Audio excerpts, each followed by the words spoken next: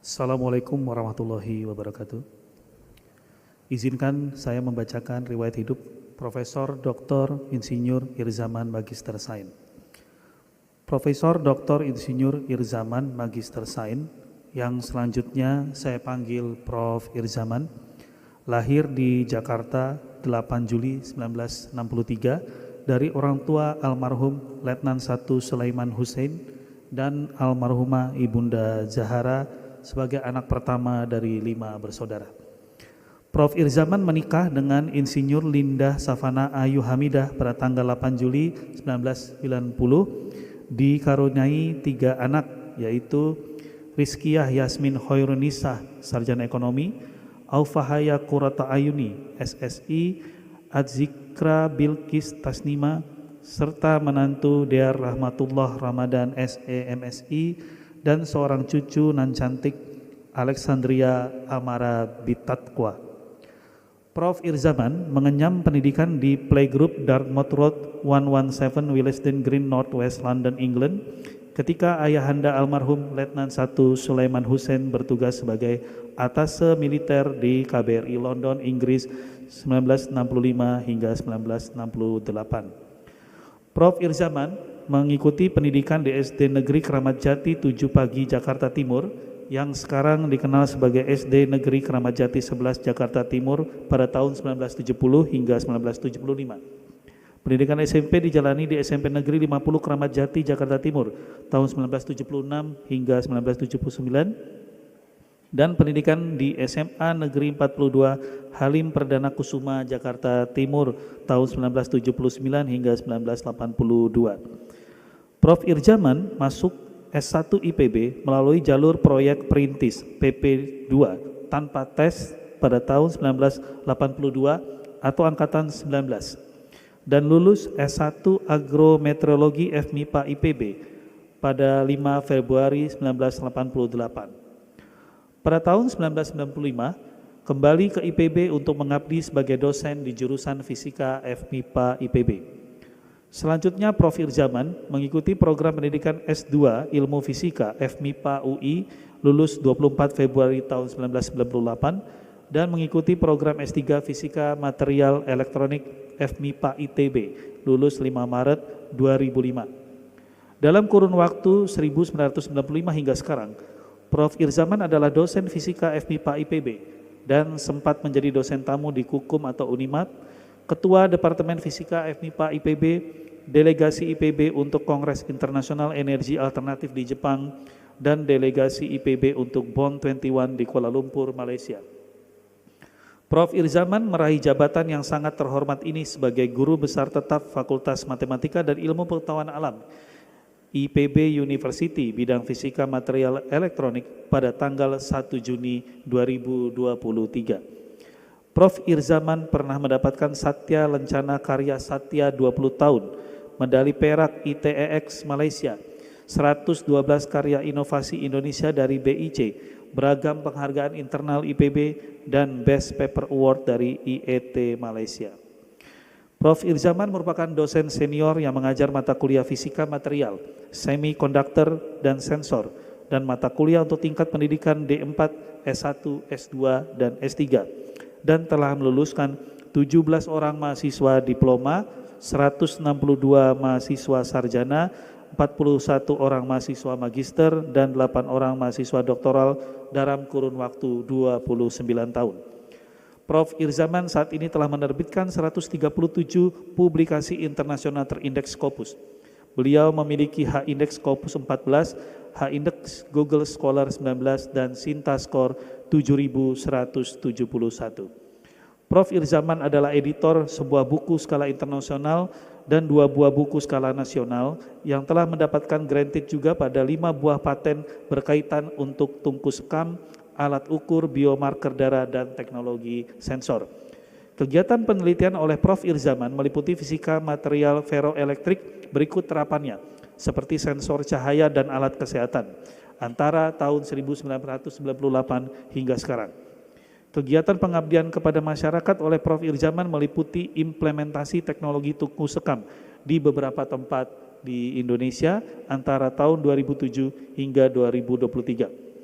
Prof. Irzaman merupakan anggota beberapa himpunan profesi baik nasional maupun internasional. Beliau juga merupakan penelaah dan anggota tim penyunting beragam jurnal nasional dan internasional yang terindeks Scopus Q1 hingga Q4. Demikian riwayat hidup Profesor Dr. Insinyur Irzaman Magister Sains. Wassalamualaikum warahmatullahi wabarakatuh.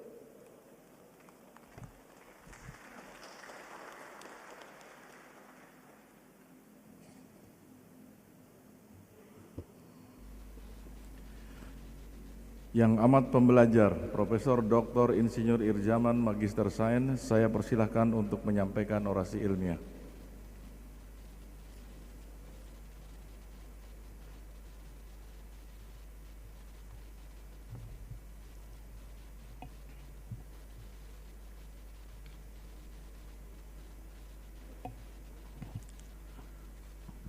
Assalamualaikum warahmatullahi wabarakatuh. Bismillahirrahmanirrahim. Qala rabbi shrah li sadri wa yassir li amri wahlul 'uqdatam min lisani yafqahu qawli. Amma ba'du. Tama-tama marilah kita panjatkan puji syukur kepada Allah Subhanahu wa taala karena nikmat sehat, karena nikmat kuat dan karena nikmat bahagia kita dapat kumpul semua dalam silaturahim mengikuti orasi ilmiah Guru Besar Institut Pertanian Bogor. Kedua, salam sejahtera teriring doa kita tujukan kepada contoh teladan kita Nabi besar Muhammad SAW, keluarga dan sahabatnya. Yang ketiga, yang kami hormati Profesor Arif Satria selaku Rektor IPB. Yang kami hormati Wakil Rektor IPB, Ketua dan anggota Majelis Wali Amanat IPB, Ketua dan anggota Dewan Guru Besar IPB, Ketua dan anggota Senat Akademik IPB, para dosen, tenaga kependidikan, teman sejawat, mahasiswa dan alumni IPB. Yang kami sayangi, keluarga tercinta, dan segenap undangan yang kami muliakan. Pada kesempatan yang baik ini, izinkan kami untuk menyampaikan orasi ilmiah guru besar kami dengan judul Fisika Material Elektrik untuk mendukung kemandirian bangsa di bidang kesehatan. Sepanjang tahun 2002 hingga 2004, kami telah menghasilkan publikasi sebanyak 137 jurnal internasional berreputasi pada bidang fisika material, ferroelektrik, dan sensor yang menjadi landasan penyusunan naskah ilmiah guru besar ini. Material ferroelektrik dapat memiliki 5 sifat yang berbeda. Yang pertama, piroelektrik digunakan sebagai sensor suhu dan sensor inframerah. Kedua, aktivitas elektrooptik digunakan sebagai sensor cahaya.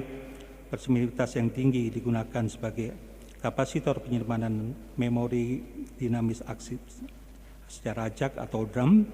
Piezoelektrik digunakan sebagai sensor tekanan. Sifat polaritas yang tinggi digunakan sebagai sel memori akses acak. Ferroelektrik yang tidak lelah atau volatil. Jika kita meningkatkan kekuatan medan listrik pada material ferroelektrik, maka prosesasi listrik akan meningkat secara cepat mengikuti garis garis kedua hingga ketiga, hingga didapat suatu keadaan yang disebut dengan keadaan jenuh atau saturasi pada gambar 3/4. Jika kekuatan medan listrik diturunkan, polarisasi listrik tidak mengikuti ke titik nol kembali atau pada garis awal, melainkan garis berbeda terlihat pada gambar 4, 3, dan 5. Pada akhirnya didapatkan hubungan polarisasi dengan medan listrik yang ditunjukkan loop histeresis sepanjang garis 4, 5, 6, 7, 8 dan kembali ke 4. Fenomena histeresis listrik ini dapat diilustrasikan melalui hadis dalam kitab ringkasan Sahih Bukhari dan kitab Riyadhus Shalihin karangan Imam Nawawi. An Jabir radhiyallahu anhu qala kana Rasulullah sallallahu alaihi wasallam iza kana yaumuddin hawalapat tori, yang artinya dari Jabir radhiyallahu an, semoga Allah melindungi beliau, menyintai beliau. Dia berkata apabila Rasulullah SAW berangkat untuk melakukan sholat Idul Fitri maupun Idul Adha, beliau melewati jalan yang berbeda sewaktu berangkat dan pulang.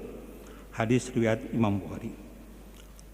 Pembuktian eksperimental kurva histeris listrik pada material elektrik barium strontium titanat diukur melalui instrumen RT66A yang kami lakukan di Laboratorium Fisika Material Elektronik ITB Bandung, menghasilkan polarisasi remanen sekitar 240 mikrokulom per cm persegi dengan medan listrik koersif 4,9 kV per cm. Polarisasi remanen adalah kurva histeresis listrik yang memotong pada sumbu Y, sedangkan medan koersif adalah kurva histeresis yang memotong pada sumbu X. Material ferroelektrik adalah material yang apabila diberi gangguan berupa kuat medan dari luar, mengakibatkan timbulnya momen dipol dan polarisasi listrik pada material tersebut. Material ini memiliki struktur perovskite, di mana pada fase struktur kubus dan tetragonal, ion titanium dan 6 ion oksigen membentuk fase oktahedron. Kemudian secara spontan, ion titanium tersebut dapat bergeser relatif ke atas dan ke bawah. Besar dan arah polarisasi atau pergeseran ion titanium dapat disebabkan oleh faktor eksternal seperti 1. Medan listrik, 2. Suhu, dan 3. Tekanan. Kelima sifat material elektrik memiliki peruntukan yang berbeda, di mana kami sudah memperoleh 3 sifat diantaranya. 1. Piezoelektrik, penerapannya sebagai sensor tekanan. 2. Piroelektrik, penerapannya sebagai sensor suhu dan sensor inframerah. 3. Aktivitas elektrooptik, penerapannya sebagai saklar inframerah.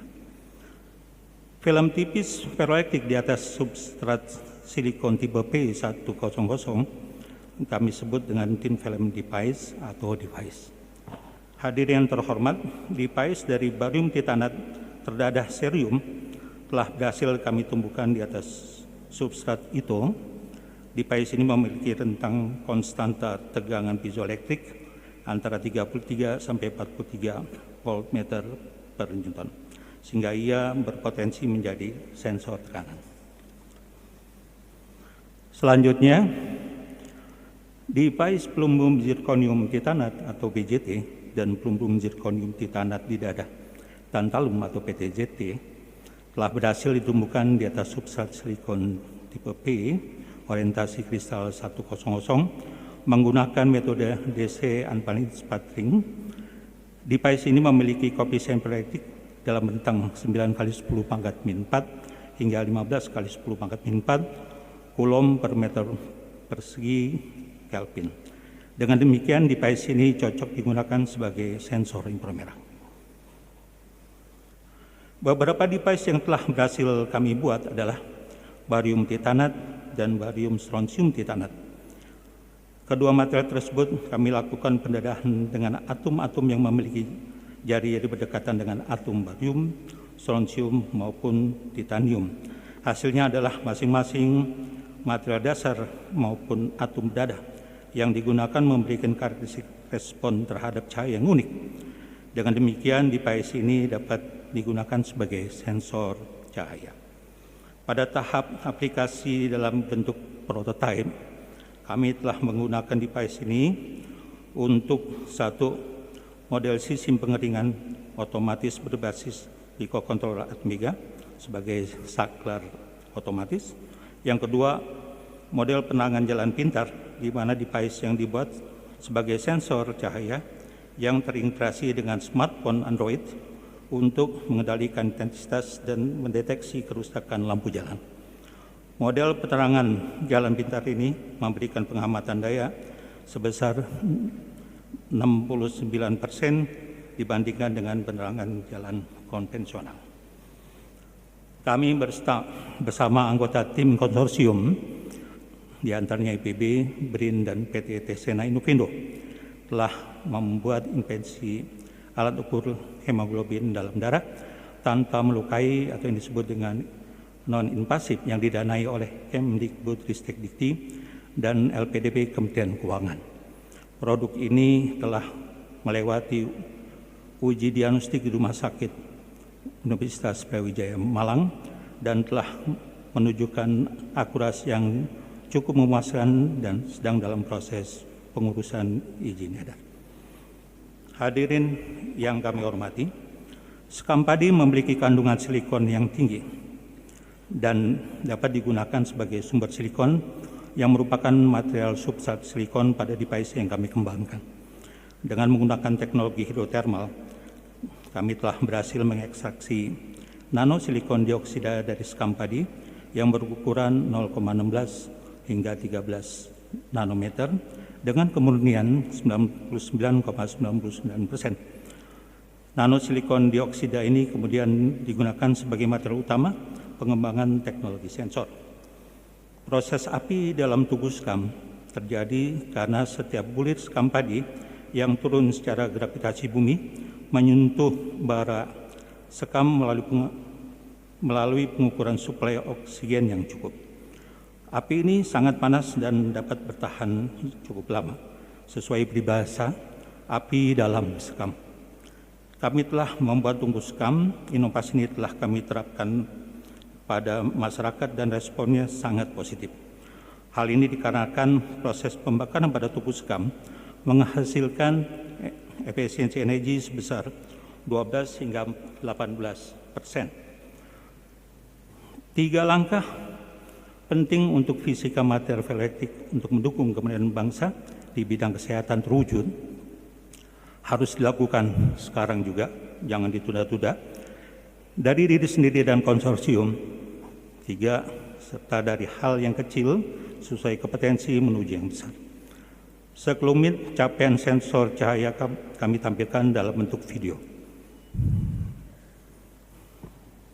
BST didadah niobium 5% dengan suhu pembakaran 850 derajat Celcius sebagai sensor cahaya fotodioda.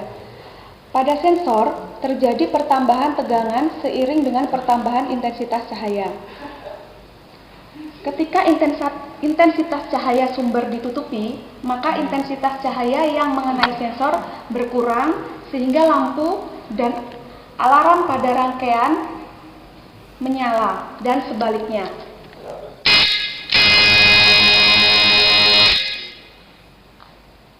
Aplikasi yang lebih nyata dari rangkaian saklar otomatis ini adalah untuk menyalakan lampu jalan secara otomatis.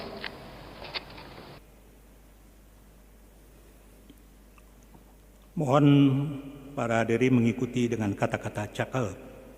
Antara Anyer dan Panerugan berjarak 1000 km. Orasi ilmiah guru besar ini kami persembahkan berpakaian toga IPB sebagai alma mater. Daun salam dijadikan obat, disuguhkan keluarga terkasih. Kami sekeluarga mengucapkan salam hormat dan mengucapkan terima kasih. Alhamdulillahirrahmanirrahim. Di akhir orasi ilmiah guru besar ini, penantangan kami untuk memanjatkan puji syukur kehadirat Allah SWT atas berkah dan anugerahnya, sehingga kami diamanati jabatan yang sangat terhormat ini sebagai guru besar. Perkenankanlah kami berterima kasih kepada semua pihak yang telah berjasa dalam mengantarkan kami ke jabatan guru besar ini, karena pencapaian ini tidak mungkin kami lakukan seorang diri. Pertama, terima kasih kepada pemerintah Republik Indonesia yang diwakili oleh Mendikbud Ristek-Dikti yang telah memberikan amanah guru besar tetap pada FMIPA IPB bidang fisika material elektronik. Selanjutnya terima kasih pada rektor dan para wakil rektor IPB, ketua, sekretaris dan wali amanat IPB, ketua, sekretaris dan anggota Senat Akademik IPB, ketua, sekretaris dan anggota Dewan Guru Besar IPB, Direktur SDM IPB, Direktur Administrasi Pendidikan IPB, Direktur Umum dan Infrastruktur IPB, Kepala Biro Komunikasi IPB, pada Kepala LMITD IPB, Dekan dan para wakil dekan FMIPA IPB, Ketua dan Sekretaris Senat FMIPA IPB. Selanjutnya, kepada guru kami di playgroup di Inggris maupun SD, SMP, SMA di Jakarta. Kepada Rektor IPB periode tahun 1978 hingga 1987, yang terhormat almarhum Profesor Andi Hakim Nasution, yang telah menerima kami sebagai mahasiswa IPB melalui jalur proyek Titis 2 tanpa tes tahun 1982. Terima kasih kepada Profesor Hidayat dan Insinyur Aris Prianto MSIA sebagai pembimbing skripsi pada Departemen Agrometeorologi FMIPA IPB. Kepada almarhum Dr. Muhammad Hikam yang telah membimbing kami pada Magister Ilmu Fisika FMIPA Universitas Indonesia. Kepada almarhum Profesor Muhammad Barmawi, Profesor Pepen Arifin, dan Bapak Maman Budiman PSD sebagai pembimbing Doktor Fisika FMIPA ITB Bandung. Kepada yang terhormat Bapak Profesor Pepen Arifin dimohon berdiri.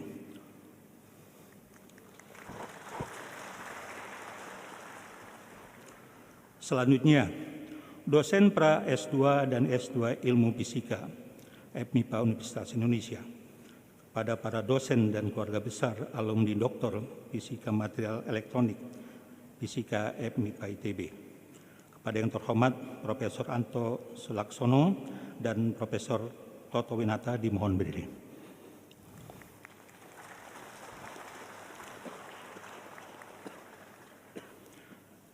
Selanjutnya terima kasih kepada Mitra Bestari yang telah meluangkan waktu untuk menelaah naskah orasi ilmiah guru besar kami ini. Kepada yang terhormat Profesor Tony Ibnu Sumariada dan Profesor Husin Alatas dimohon berdiri. Kepada tim persiapan orasi ilmiah guru besar kami yang telah mencurahkan waktu untuk membantu kami merampukan naskah orasi ilmiah ini. Terima kasih yang setinggi-tingginya kami sampaikan kepada Profesor Didin Hafidudin dan Profesor Hasim sebagai guru spiritual untuk keberhasilan guru besar kami. Kepada Profesor Siswadi, Profesor Tunteja, dan almarhum Bapak Sudarsono MSI yang telah menjadi motivator keberhasilan guru besar kami. Kepada yang terhormat Bapak Profesor Didin Hafidudin dan Profesor Siswadi dimohon berdiri.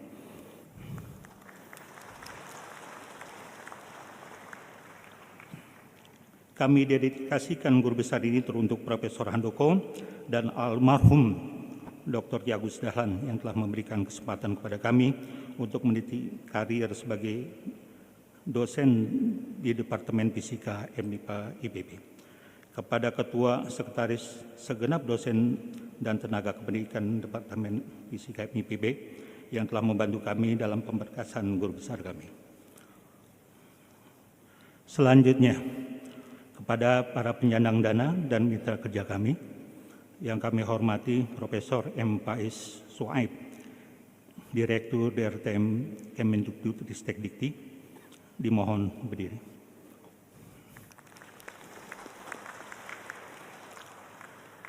Terima kasih yang terhingga kepada Hayanda Dedi almarhum Letnan 1 Manusen dan Ibunda Mami almarhum Zahra yang telah mendidik Anda dengan sabar sehingga Anda memperoleh jabatan guru besar yang sangat terhormat.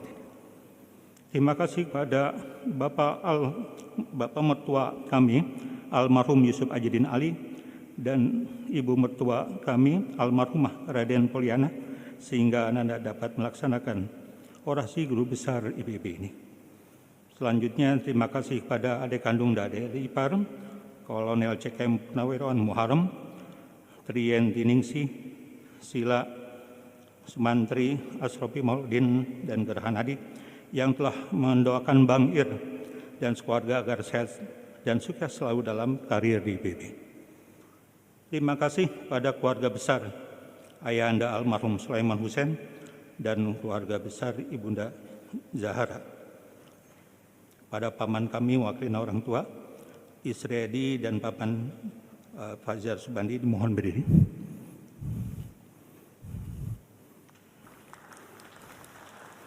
Ya, terima kasih pada besan kami Bapak Dr. Suyitman dan Ibu Dr. Anda Retno Palupi yang telah jauh-jauh hadir dari Unan, Kota Padang untuk mengikuti orasi ilmiah guru besar ini. Dimohon Bapak Suyitman dan Ibu berdiri. Pada kesempatan yang berbahagia, kami mengucapkan banyak terima kasih yang tak terhingga teruntuk istriku tercinta, Ibu Insinyur Indah Sapana Ayu Hamid. Terima kasih banyak atas motivasi, dukungan, dan doa Mama sehingga gelar profesor telah tergapai. Di balik kesuksesan suami, ada istri yang hebat dan soleh. Terima kasih teruntuk anak-anakku tersayang Rizky Yasmin Khairunisa, Aufa Yakrota Ayun, dan Azik Ribirkis Tasnima, dan teruntuk anak menentu Dia Rahmatullah Ramadan dan cucunda kami Alexandria Amarabi Sakwa. Berkat doa Ananda dan cucunda pada Papa sehingga bisa seperti yang Anda harapkan. Hadirin yang terhormat, semoga kita sekeluarga sehat selalu agar ikhlas menyantuni anak yatim piatu, fakir miskin, dan berbakti pada orang tua, guru, negara, dan agama. Doa kami sekeluarga menyertai Bapak Ibu semua. Janallahu wa iyyakum minal faizinal aminin wa ta'ala wa iyyakum fi ibadis sholih wa qur rabbighfir warham wa anta khairur rahim wastaghfiruhu innahu ghafurur rahim. Billahi taufiq hidayah. Assalamualaikum warahmatullahi wabarakatuh.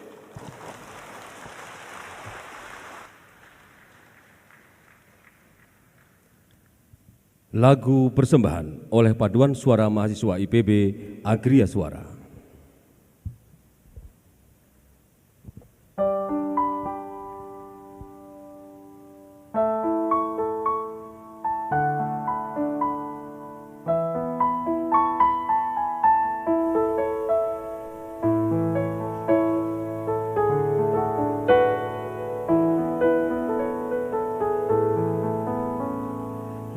Bersinar kau bagai cahaya yang selalu beriku penerangan. Selembut citra kasih-Mu kan selalu ku rasa dalam suka dan duka. Kaulah ibuku, cinta kasihku, terima kasihku takkan pernah terhenti. Kau bagai matahari yang selalu bersinar